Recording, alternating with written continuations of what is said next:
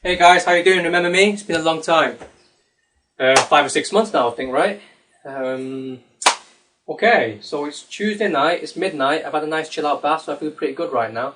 Now, I thought I'd make another video before Christmas, because I just keep putting the shit off again and again and again, you see. And that's not a good thing.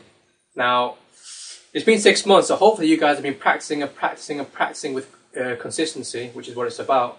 And you should be in a position where you'll be ready to teach me stuff. Now, what do I want to do today? What did I do last time? We were talking about transitions and fading. Fading with amplitude, fading with frequency. So one thing I've learned over the past few months is beat matching alone is not good enough. You know, you could be really, really good at beat matching, but your mixes are going to sound really, really poor if that's all you give a shit about, right? Especially with trance. You know, I'm in the trance of the late 90s, you know, 98, 99, 2000. If you mix with tracks from back then and rely solely on beat matching, your mixes could sound pretty poor. You've got to really rely on not just beat matching, but also your filter manipulation, you know, messing around with the frequencies, using the cutoff filters, using the EQs and other techniques, you know. But messing around with the frequencies and merging the tracks together is really important. And it's not an easy thing to do. I'll show you that with these examples. What I'm going to do is I'm going to choose 2 tracks, exactly the same tracks, and I'm going to show you different transitioning techniques from one to the other. Okay, transition 1. So Stop the Rock, Red Sun Rising. Now this one I call the cutoff. What do I call it? I call it the cutoff takeover. Okay, so the idea is this. Now I'm going to be beat matching behind the scenes as per usual, and I'll be doing that for 3 phrases. Now if you can't remember what a phrase is, go back a few lessons. So I'm going to be beat matching this track, Stop the Rock, bring in Red Sun Rising in for 3 phrases. On the 4th phrase, what I'm going to be doing is I'm going to turn on a low pass filter. I'll turn the filter on, and then on the 4th phrase, I'm going to bring the frequencies up slowly. At the same time, I'm going to slowly decrease the bass on the live track. So I'll be using the cutoff frequency to bring the track in, and it's a pretty funky effect, really. Sounds cool. So let's do that.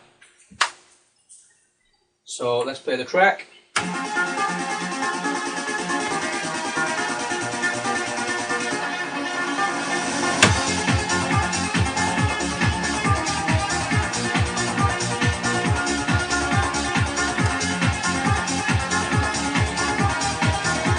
That's phrase 1.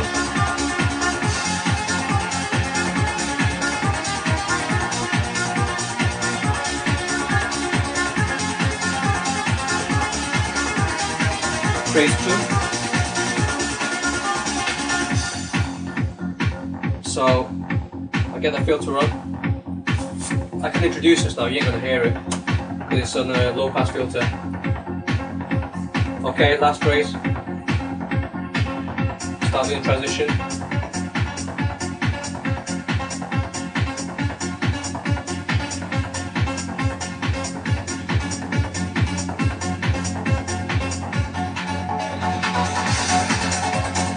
And we're in. Now we're going to slowly take down the high and the mid of the live track for a couple of phrases.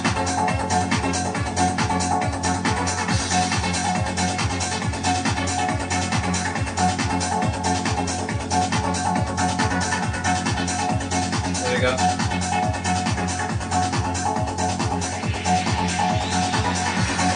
And we're in. Now don't forget with the low pass filter, the problem is we still got the filter on. We need to turn that filter off, but if I do that, you'll hear a sound difference. You need to find the right place to be doing that. I can keep on going, but so you hear the difference, right? You need to do that when you can't hear the difference. Maybe some sort of a breakdown. Something like that. Okay, that's 1. Okay, the second one. This is something we've been through before. It's called the, what have I called it? I called it the bass switchover. So basically, this time I'm going to be doing it right at the end of the track because I want this track to die off automatically. So here we go again.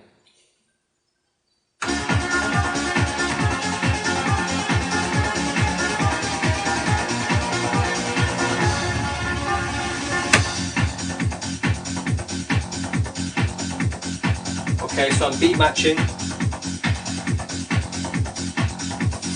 This time there's no filter on.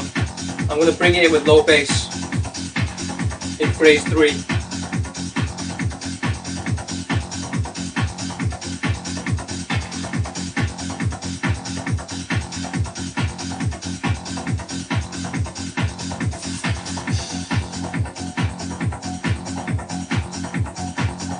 Introduce the track.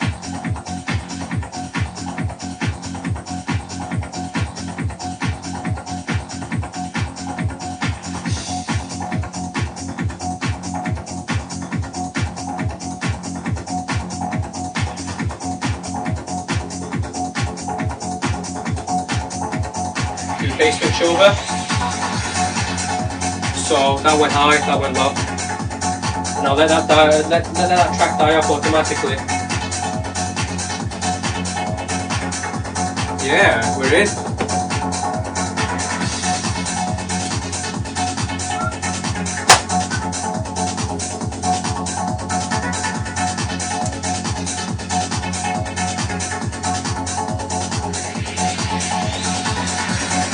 That's number 2.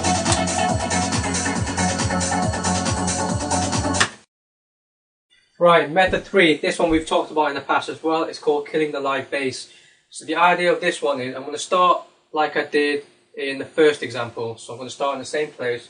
But this time, rather than doing 4 sets and introducing it with the cutoff filter, I'm going to wait for 2 sets, phrases even, and then I'm going to introduce this straight away at the same time, kill off the bass on the live, like that. Okay, let's do it.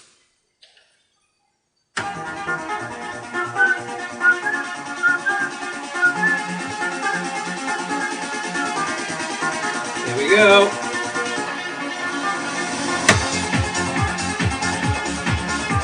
Beat matching.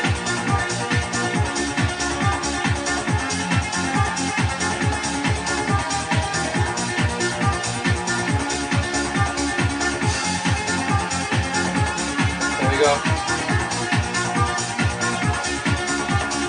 Playing live bass.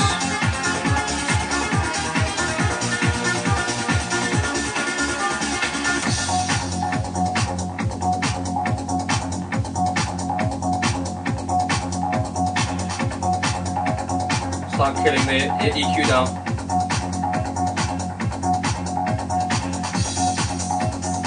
We've got 2 sets to do that.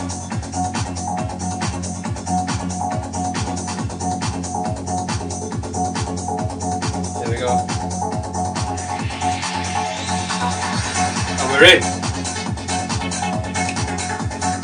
So that's another way of doing it. My beats weren't 100% matched there, but you get the idea. That's number 3.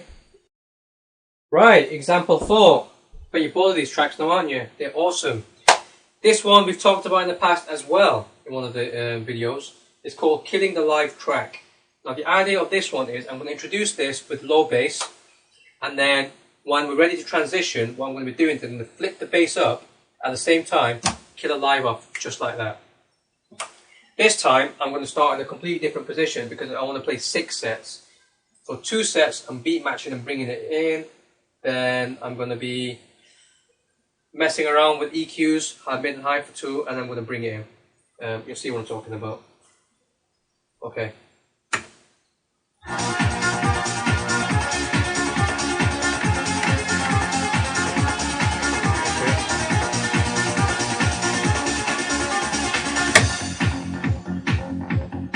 So beat match for 2. 2 phrases. I say sets, by sets I mean phrases. Okay, this time I'm going to turn the EQ, the mid EQ and high EQ down to about 10 o'clock to make it easy on the ears when you're introducing it in. Okay, let's start bringing it in now, low bass. So I've got 2 phrases to bring it in.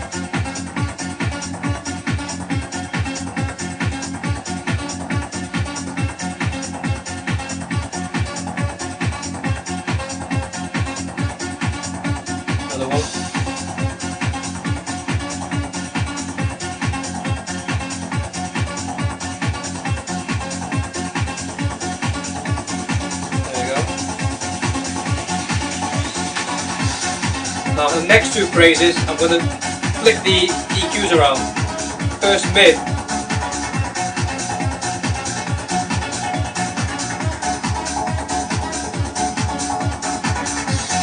The idea is it's easier on the ears, it sounds a lot better if these are down a little bit, otherwise it will sound a little bit weird. You just got to practice with that and mess around. There we go. Flip. That's it, we're in. Woohoo! I'm loving these, man, I'm loving these. Okay, number 5, I call this a live start, and it's a tricky one. Basically with this one, I don't have time to mix, to beat match in the headphones. I'm going to be bringing this track in live, just like that, straight in. I'm going to have the mid and high around 10 o'clock, and as soon as I bring this one in, I'm turning the bass down of this one, straight away. So, just don't laugh at me if this doesn't work. There we go. Timing is really important here.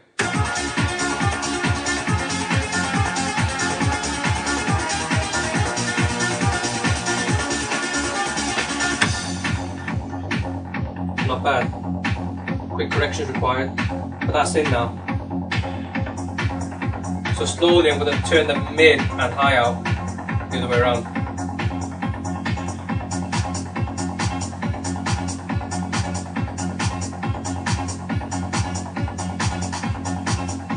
Okay, but they're on full now and they're down. One more phrase and it's going.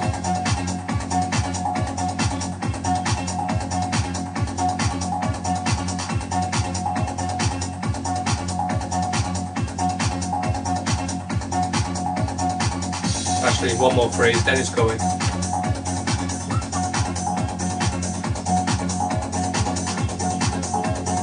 Here we go.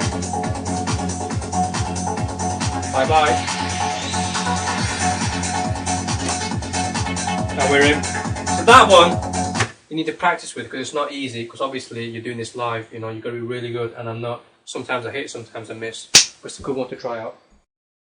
Okay, my friends, number 6. This time I've got 2 brand new tracks for you. I'm only joking, same tracks. Okay, this time it's another one that could go horribly wrong. It's the backspin. What I'm going to be doing is I'm going to be mixing from the same position. So beat matching for 2 phrases, and I'm going to bring it in for 2 phrases. I need to bring it in. The idea is I'm going to backspin this for 1 bar, and then kill it off and bring the new track in. But I need to bring it in before then, otherwise it just sounds really weird. Again, experimentation. Got to get the frequencies right, you know, merging and all that kind of shit. So, let's just do it. See what happens.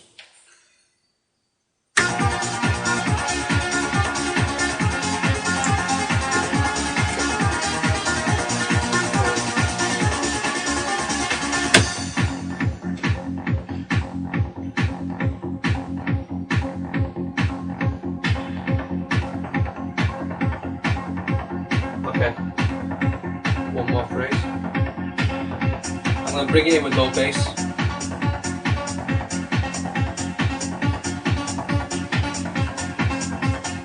There we go. I'm bringing it in for 2 phrases.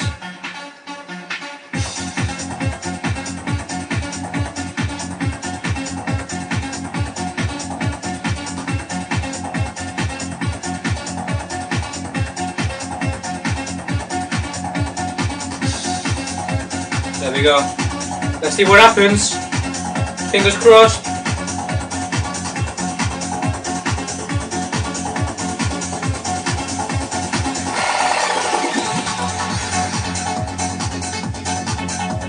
It didn't spin for long enough, but you get the idea. Play around with that as well. It's a lot of fun. Okay, so that's 6.